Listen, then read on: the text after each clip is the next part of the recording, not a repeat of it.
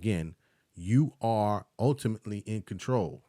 Anytime you sit in a dealership, you're in control. You don't have to buy the car. You can just say, okay, if you're not going to take this out, I'll take my business elsewhere. The power is in the consumer. Always remember that. The power is in the consumer. The people's voice. Welcome back. Welcome back. This is the people's voice. I am Trey Evans, and I am the people's voice. Thank you again for checking out the podcast. It is greatly appreciated. I guess I'll just start right off with Happy New Year. This is the first podcast of 2023, so we're super excited to still be doing a podcast. Well, it's more like a show. Well, more like it's. I don't. Yeah. I'll talk about that later. I struggle a little bit with the podcast thing because I feel that we're providing a service that's needed in the marketplace, but I guess podcast will do for now until I can figure out a better terminology to describe what we're doing here. But in any event, thank you, first-time listeners. Thank you to returning listeners, and thank you to all who have shared the information and shared the podcast. If you are new to the podcast and have not subscribed, or if you have been listening and have not subscribed, please go ahead and subscribe to the podcast. We're available on all podcast platforms. That way you'll be notified once our new podcast drops. We put out a new podcast every Friday on all podcast platforms. And then every Friday at 3 p.m., we put the video out on YouTube, on our YouTube channel, which is currently at I Am Trey Evans, is the YouTube channel, which is my channel. And there's a whole host of other videos that I have on there as well. But thank you. So today I want to talk about car buying process. And specifically, I want to talk about the car buying process, but I also want to talk about some of the fees that are charged when you buy a car. And specifically when you're buying cars at dealerships, right? I know that currently there are so many different options now for buying cars. You can buy cars online. You can, buy cars through eBay. It's insane. But I'm specifically talking about the dealership experience because still it is one of the go-to methods for purchasing vehicles. And the purpose of the podcast today is to enlighten individuals who, listen, may be first-time buyers, may be repeat buyers. It's just information to be aware of if you're in the market to buy a car this year. And, based on the last 2 years, car sales have been through the roof. So I'm sure someone is going to be listening to this that will benefit from it. So that's what we'll discuss today. We'll discuss the car buying process and also some of the dealership fees that are charged and those that you should avoid because there's a few out there and just want to make everyone aware of that. So the reason I wanted to talk about this today is because there was recently a ban proposed by the Federal Trade Commission. The Federal Trade Commission proposed a ban to basically do away with what they call junk fees. And these are fees that are charged by dealerships when individuals come in, and this is whether it's used car, new car dealerships. You go in, and anybody who has purchased the car before, the process, especially at a dealership, you'll go in at 8 o'clock in the morning. You won't leave until 5 o'clock in the afternoon, it feels like. And oftentimes, once you get to that final number, that final agreement, you'll find all of these fees that they've tacked on. And, a lot of times they wear you out to the point that some people don't question them. Some people don't know whether they can negotiate them out or not. And so the Federal Trade Commission in June of 2022 proposed a ban to say that they want to get rid of these tactics that consumers are being charged for these what they're calling junk fees. So we'll talk about that today, but that's the reason why I wanted to talk about this today. I read an article about that and I was like, that might be a good topic for us to get out to the people, as I am the people's voice. Shameless plug. So, but before we get to the fees, I think what I want to do is talk about the car buying process and talk about some of the things that you should be aware of, or some of the things you should do before you even get into the dealership. Because like with anything else, preparation is key, right? And the more prepared you are before you walk into the dealership will help make it a much more pleasant experience, and B, make sure that you're walking out of there with the car that you wanted in the price range that you wanted to be at. So, one of the first things that you should do before you purchase a car is first thing you want to do is make sure that you're ready to purchase the car, right? Circumstances come up and sometimes you just need a car. And when you walk into a dealership and you're maybe not ready, but you're needing, first of all, those salespeople can sense that, right? They're literally trained to understand consumers and, tone and also some of the things that you say when you walk in. So the best piece of advice, or I should say the starting piece of advice that I would give to anyone who's buying a car, especially first-time car buyers, make sure that you are ready to buy a car. That means that you have a budget, you have a car that you want, you're in the position to get the car. You're not just walking in out of desperation. Now, again, I understand that not everybody has that luxury. Sometimes you're in that dealership because I need a car today and whatever they're going to give me, I'm going to take. I understand that. But one of the first pieces of advice that is suggested is that you make sure you don't buy a car or don't attempt to buy a car until you're ready to buy a car. So what does that mean, that you're ready to buy a car? Well, you have to do a couple of things to make sure that you're ready to buy the car. So one of the first things you want to do is you want to do research, right? You want to do as much research as possible. And today, obviously, with the internet, you have so many resources to do this research, to look through all of these options and budgets, these options and car prices to ensure that you're getting the best deal possible. And that starts with research. I'm reading here on money.com. They actually did an article on this and they said, be willing to do the research. If you can expand your search to sellers that are far from your home, this can help too. So that's one of the things that comes with research, right? When you're doing the research, it's recommended that you be flexible, right? Just don't do the research for the dealership that's located 5 miles from your house or 10 miles from your house. You might want to look further out because obviously more options, you be more flexible, probably means that you'll probably get the best deal possible. More information breeds a much more better decision-making process. So that's the first thing. Do research before you go into the dealership. And that, again, everything from the color of the car down to the price to the dealership. Do as much research as possible.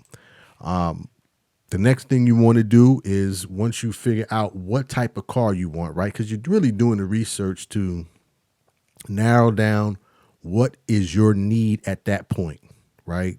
You may need an SUV. You may need a small car. You may need a big car. It just depends on what your needs are. So once you have that locked in, the next thing you want to do is figure out your budget. That is key. I can't stress it enough. I could tell you my first car that I bought, got to be 20 years now. Well, probably, yeah, about 20 years ago. My first brand new car, I should say. Walked in the dealership, knew what type of car I wanted, but did no research in terms of options. Obviously, 20 years ago, did not have the level of access to this information that we have today. But needless to say, I walked in there, came out with the came out with a car that had all the bells and whistles that I did not need. And I can tell you it took almost 5 years to pay that car off. So that was a mistake that I never made again.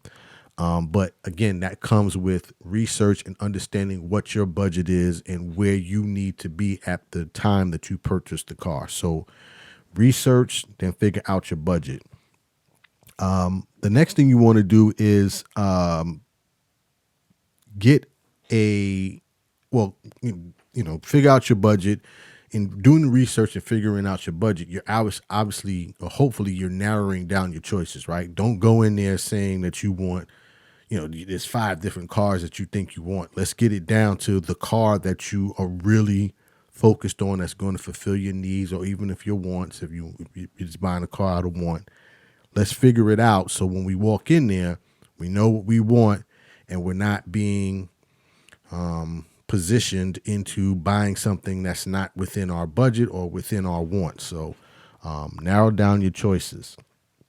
I thought this was a great tip, and this is from RamseySolutions.com.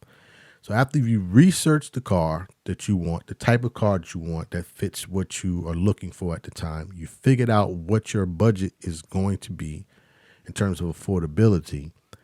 Here on RamseySolutions.com, it's suggested that you get a quote. And I think that's, get an insurance quote. And I think that's excellent information because, oftentimes you can do the research in terms of what type of car you want. You do the research in terms of what budget you want to pay in terms of dollar amount or monthly payment, because there's a ton of monthly payment calendars on most of these sites. But to truly figure out what your budget is going to be, you want to get as much information as possible. So I think getting an insurance quote is great information. And a lot of these quotes can be done no charge on a lot of these different insurance websites. You can just go plug that number in, see what it potentially will cost. Obviously, they'll have to do additional background checks and things of that nature, but at least you get the potential cost.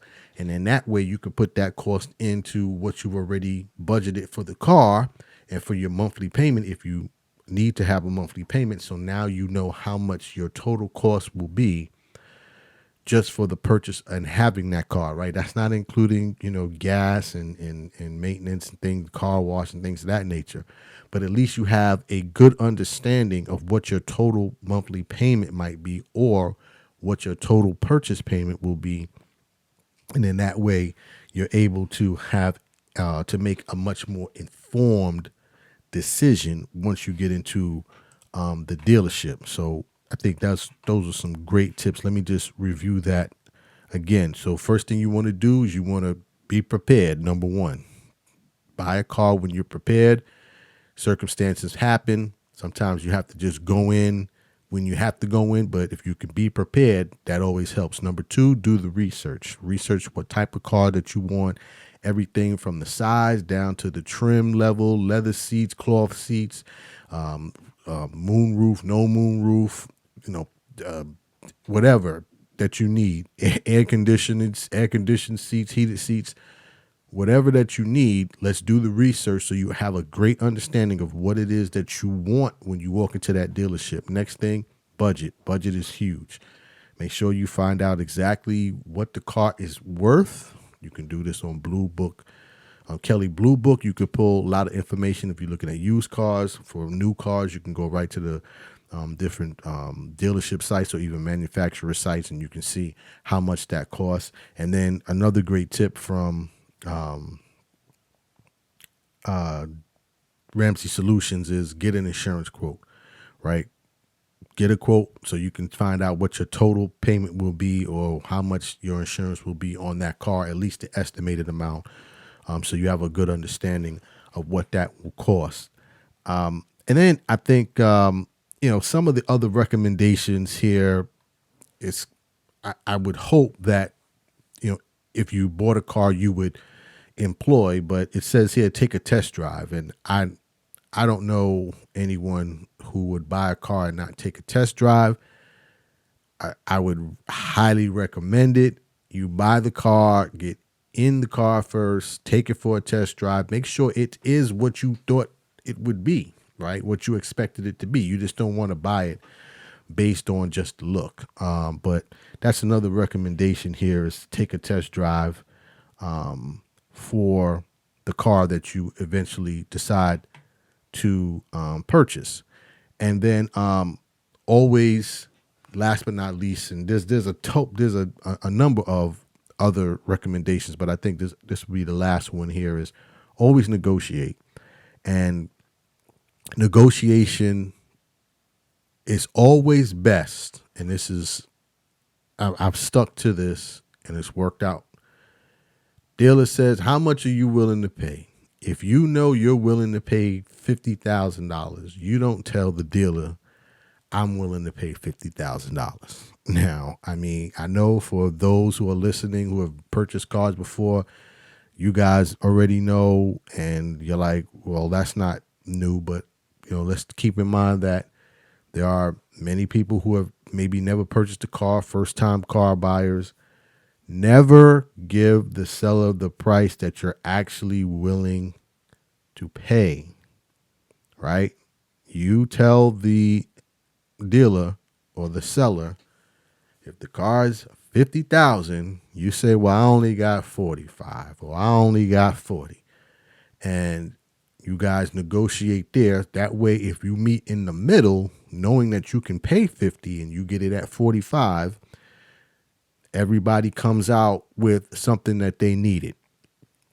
Do not go in there and say, yeah, I can pay 50,000, because you not only will you pay 50, you might pay higher than that once they tack on all of these other fees. And actually, I'll read here from RamseySolutions.com because he talked about that. He said, don't give the seller a price you're willing to pay for the car. The price should be, he says, give the seller a price you're willing to pay for the car. The price should be lower than what you're actually willing to pay, so there's room for you and the seller to meet in the middle, which I just said. So after you've done all of your research, your budget, your insurance quotes, you've narrowed down your choices, and now you're sitting at the table, negotiate that price. Don't feel that this is it. I got to get this car, or I'm going to pay whatever. Never go in there with that mindset, because remember, the purpose of the dealership is to sell cars, right? You got to remember the purpose of their business is to sell you a car. So that means that you have the power of negotiation. And in addition, there's also different times of the year when it's best to buy cars. And I didn't touch on that as well. But when you do your research, you'll learn this, and also through experience for a lot of new car buyers.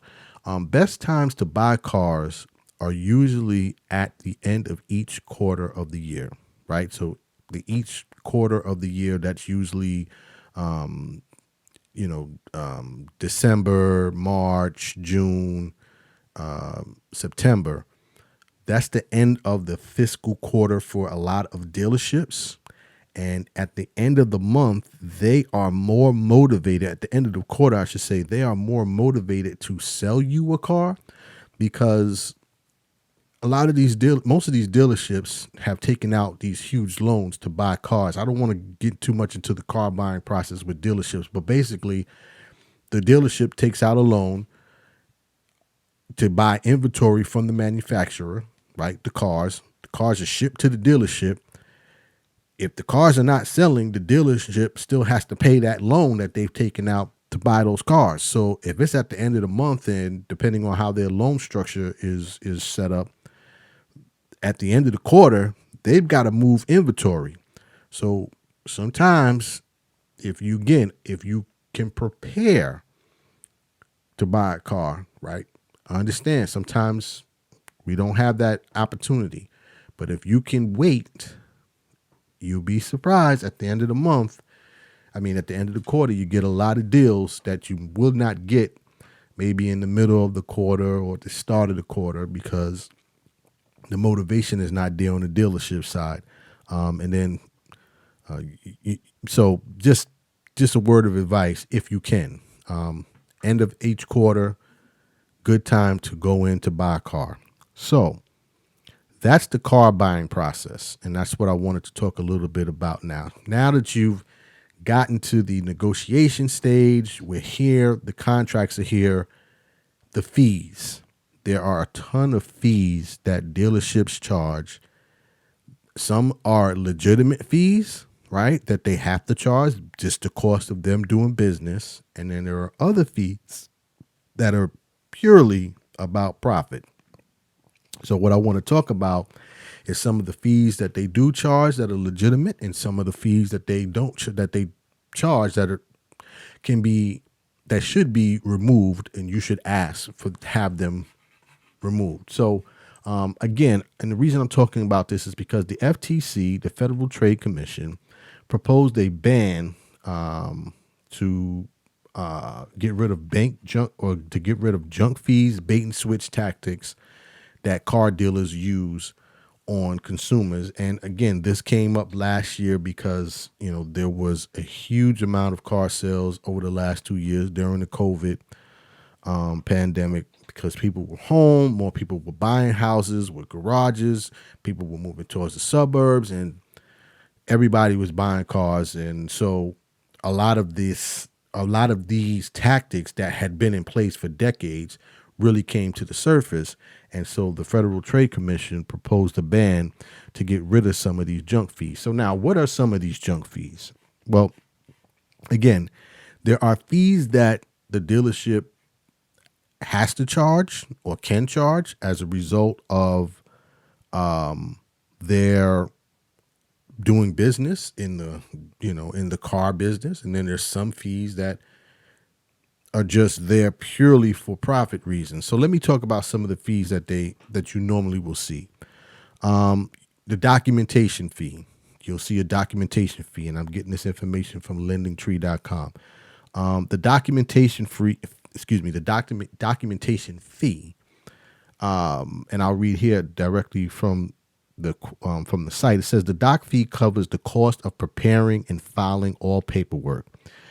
In some states, the limits are set on the doc fee. So, for instance, in California, the documentation fee is only $85, but in other states, it can be as high as $895. So, it just depends. But typically, you'll see a documentation fee. Again, it's a business. They do have to prepare a lot of paperwork to sell you a car. So, that's a fee that I would consider to be legitimate.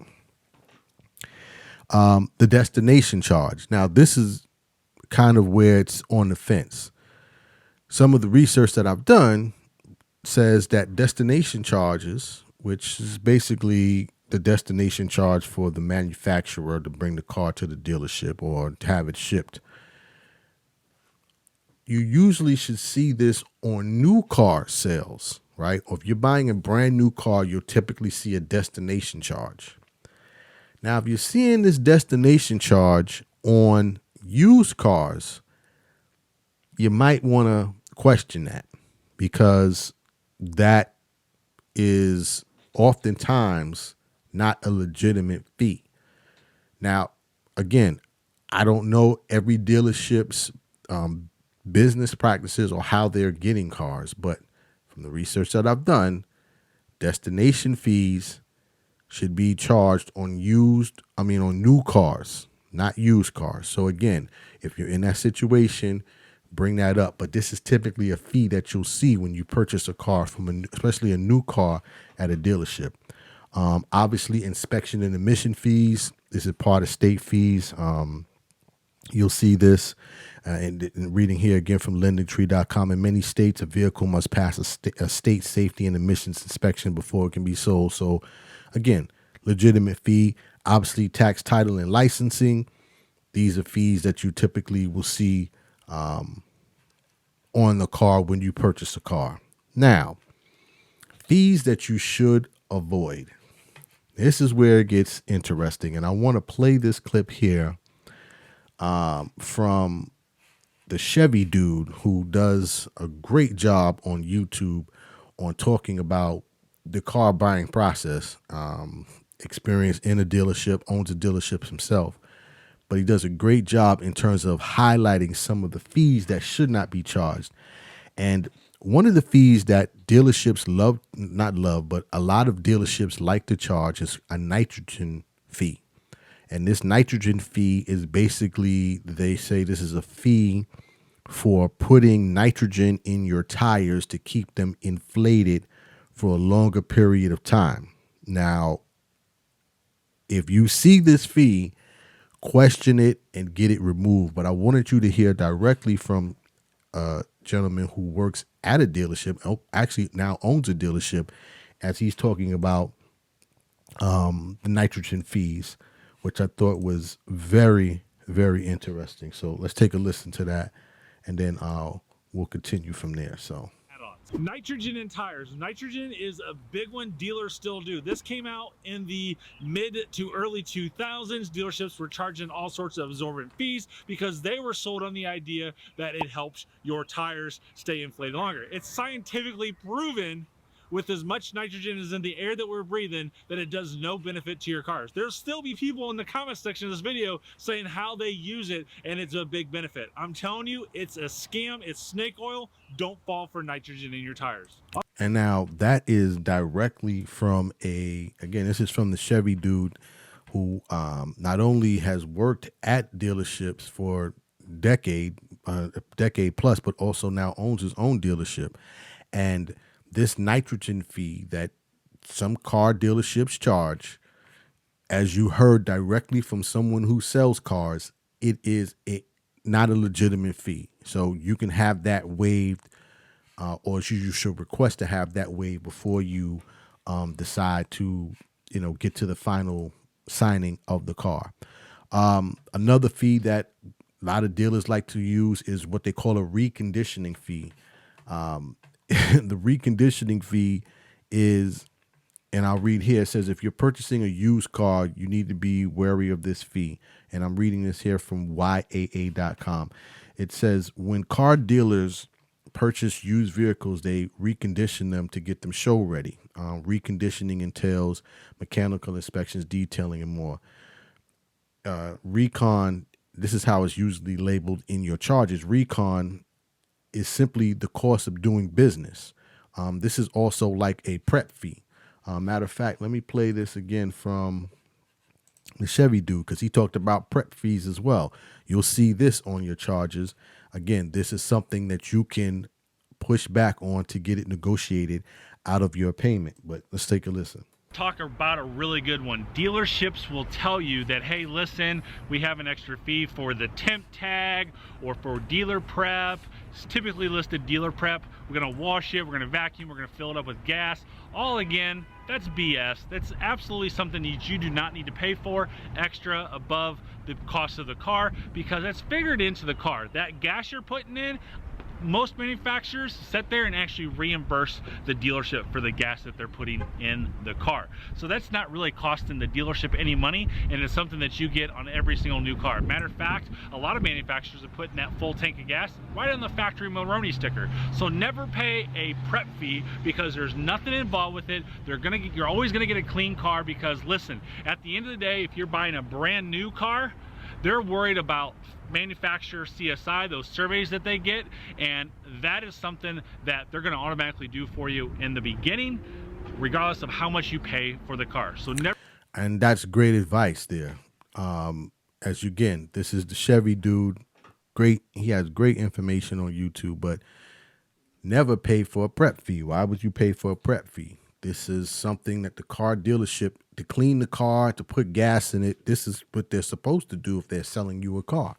But again, these are some of the junk fees that the FTC, the Federal Trade Commission, is proposing putting a ban on because it has become so predatory, especially in the last few years with so many new cars and used cars being sold.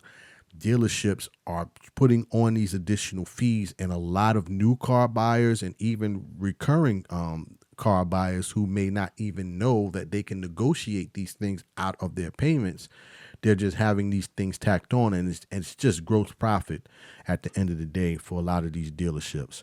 Some other charges you want to be aware of: additional destination fees. Again, there's a destination fee, but there shouldn't be an additional destination fee. As the Chevy dude mentioned, there's something called the Monroney sticker. On the Monroney sticker, especially for new cars, the destination fee is listed on there from the manufacturer. If you are getting a dealer, if you're closing on a deal for a car and there's an additional destination fee that shouldn't be on there, question it and get that removed from the car, from the final price. One of the favorite ones that I saw is the cash up charge, and I thought that one made me laugh when I first saw it. So the cash up charge is when, if you decide, you walk into a dealership and you say, you know what, I want to buy a car I want to just buy the car flat out, right? I'm not going to finance it. I'm going to pay cash for it. Or, you get a bank, a check from from your bank, right? You're not going to finance through the dealership. You get it directly from your bank. Well, there's something that some of these dealers charge, which is called a cash up charge. And again, I'm reading here from YAA.com. It says, if you don't know, car dealerships make most of their profit on the back end of the car deal. So the back end comprises of finance and insurance profit. So basically, when you buy a car, they're marking it up because they're selling you not just the car, but they're selling you the loan and the interest rate as well, because they make money on the back end for every loan that they sell through the dealership when they finance it. So if you come in and you say, I'm going to pay cash for this car, they try to hit you with a cash up charge. It's a bogus fee. And again, these are some things that you need to be aware of when you're buying the car. These are the junk fees that the Federal Trade Commission is trying to propose a ban on, but it's charges like these that you need to be aware of when you're purchasing a car. And there's a ton of other fees, but I just thought those were the ones that I found to be just super interesting and hilarious at the same time. But again, and then, there's other fees that you want to be aware of, like gap insurance and loan protection, extended warranties, tire and wheel protection. These are all different fees that you'll see. Question those fees. Why are they on there? Why do I have to pay them? And again, you are ultimately in control. Anytime you sit in a dealership, you're in control. You don't have to buy the car. You can just say, okay, if you're not going to take this out, I'll take my business elsewhere. The power is in the consumer. Always remember that. The power is in the consumer, not the dealership. So I hope that the information is helpful. Again, how this information becomes impactful is when we share this information. So if it was enlightening for you or you found this interesting, please feel free to share the information. You can do that by subscribing to the podcast. We are The People's Voice, located on all podcast platforms. You can reach me at my social media sites, which are I am Trey Evans. That's on Facebook, Instagram, Twitter, and YouTube. You can also reach us now at the Instagram podcast, which is The People's Voice Podcast. That is the Instagram podcast, The People's Voice Podcast. You can reach us there to provide us with any comments or any suggestions on topics that you want us to cover. But again, the purpose of the podcast is to highlight this type of information to ensure that we are enlightening our communities, our families, and our friends as well. So, as always, I hope this information was helpful. I appreciate your time today. As always, dreams are not just for sleeping. Please wake up and live your dreams. My name is Trey Evans, the people's voice. Tell somebody about the dream. Salute.